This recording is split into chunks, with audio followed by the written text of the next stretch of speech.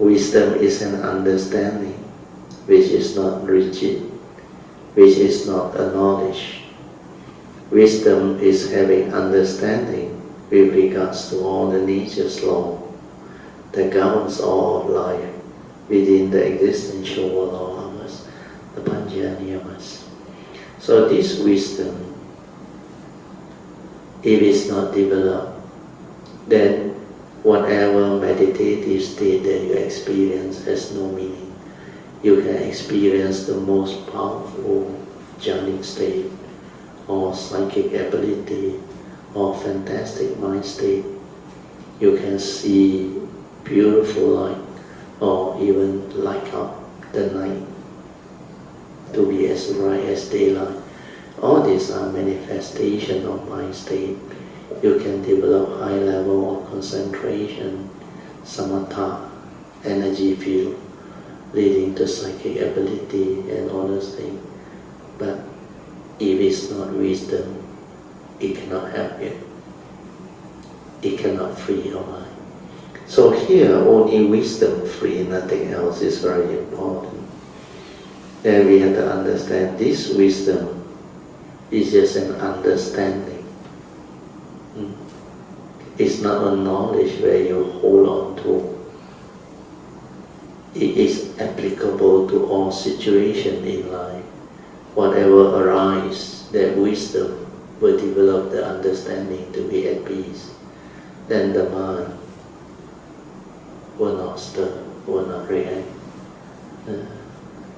Like just now, the awareness-based meditation. If you develop the stability of it and the understanding of it every day, every session can be so beautiful. So understanding with the wisdom can enable you to be in that state of mind throughout the day. But initially, it's not easy. Initially, you need to train. You need to stabilize the awareness, leading to heedfulness. Then stability of daily mindfulness. Then continuously contemplate, reflect, stabilize understanding. Until the first turning, second turning, and third turning become very stable. Then the four foundation of mindfulness, develop it. Then finally the cultivation of Noble Eightfold Path, stabilize it, develop the understanding of it. Then when your understanding and the Noble Eightfold Path factor has become a part of you, when you have contemplated until so clear, all Dharma become like clear to you, then there is nothing in the world that can delude you, entice you, or entangle you anymore. That is the most beautiful moment that a living being can develop the understanding to. You can realize, if you can realize that wisdom, then you would have realized the highest human being's potential. And that itself is what wisdom is. When you have that, you understand life, you can live life, you can become a blessing to all, and all things will just be the way it is, suchness, tathata. Then life becomes wonderful, meaningful. So this part of the understanding is very important. So I read again, Unique Dhammakut 122. Only wisdom free, nothing else. Wisdom is an understanding which is not rigid, and wisdom is not a knowledge where you accumulate and store in your memory, in your brain. Wisdom is having the right understanding with regards to all the nature's laws that governs life and existence, especially the three spiritual laws, karma niyama, chitta niyama, and dhamma niyama. And it's a very, very big field. To really develop the complete understanding of karma niyama, chitta niyama, the law of paticca samuppada that define how our mind functions,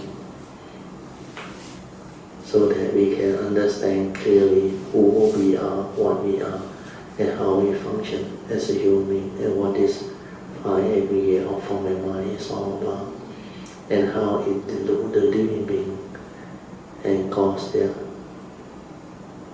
entanglement, affliction, suffering, misery. Then it can also enable us to insight in the phenomenon and develop the wisdom to see the unreality of creation via the mundane mind.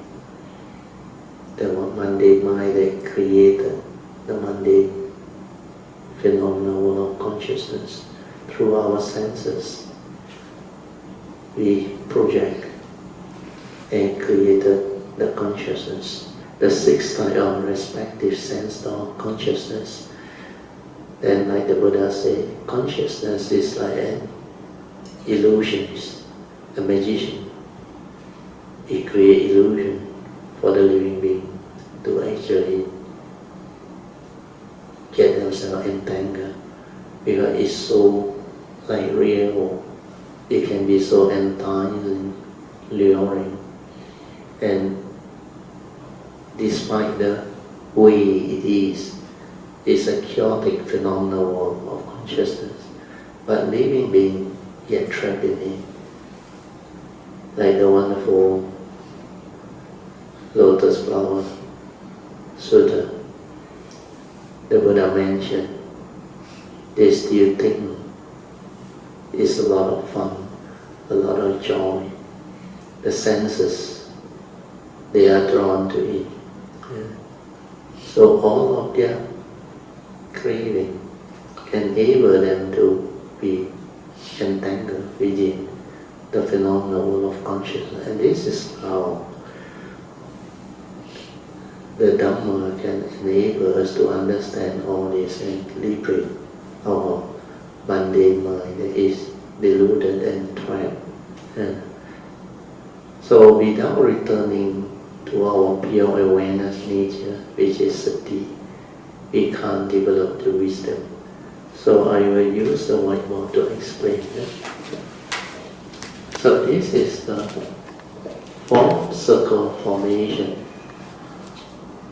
From the source, we arise through the pure awareness nature, the first to arise. Then from here, it actually triggers off the mundane thinking, the mundane mind. And these two are very near.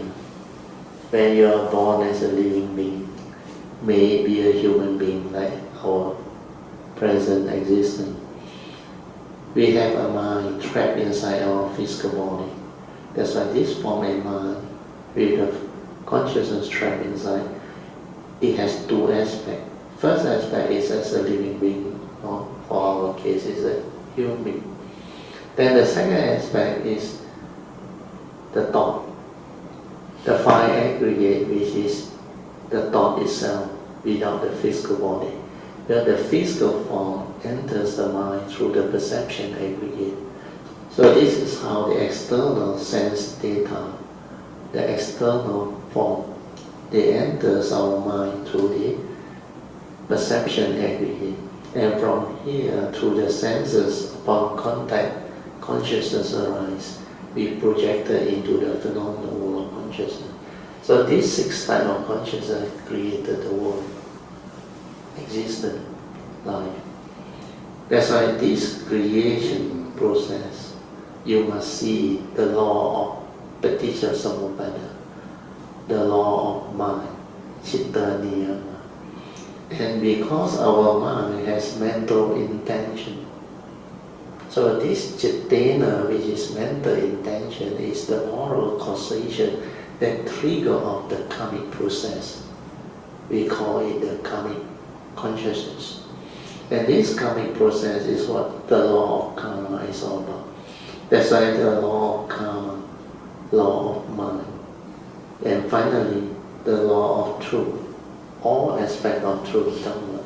So these three spiritual laws, you must stay here with the pure awareness. to weakness, like this triangle. From the pure awareness, you go direct, this is mundane living through the senses. Then this is mundane living. But you stay here and go this direction to develop the direct seeing, to awaken. Then you develop the wisdom connected to it. Then this wisdom connected to the form and mind can give you the noble life, or the what they call noble living. And this is how you should develop the understanding and the cultivation to actually live life. That's why the wisdom that arises from this pure awareness, which is the direct seeing, the silent observation of what is, this one will enable you to understand the three spiritual laws that governs all of life and existence. And the whole secret of cultivation is just this. You understand this. You understand life. You understand existence. And you know how to live life. And you become beautiful. And you can be a blessing to all. And you can realize the highest human potential to be a true noble ones. Yeah. Or what we call a real human being. Yeah. That has the understanding, wisdom, virtue, and all the perfection that you can develop to cultivate. But to understand the three spiritual laws until its perfection, you need to go the Bodhisattva way to realize Sammasambuddhahood. But as you cultivate, you don't worry. There are 5 stages of Bodhi mind development. You can complete the 3rd stage of Bodhi mind development, you are already very good. Bodhi mind that illuminate that pure awareness nature, until this one become very clear to you, until you got no more doubt that this is what that nature is. And this is not a being. It cannot come out and decline. Then you will understand why the Buddha says Sabbe Dhamma Anatta. Both the conditioned and the unconditioned is anatta. There is no permanent unchanging entity that you can cling on to, hold on to and say, this is me, this is I, therefore all this can be mine. No such thing. There is no such thing as the form and mind can have eternal life, no. The only nature that can have eternal life is the pure awareness nature, which is before creation, the unborn. Because it is the unborn, that's why it never dies. So all this, you will develop the understanding and the wisdom. Without that, you cannot liberate the mind, you cannot free, you cannot understand the whole creation process, the whole of existence and life. Okay?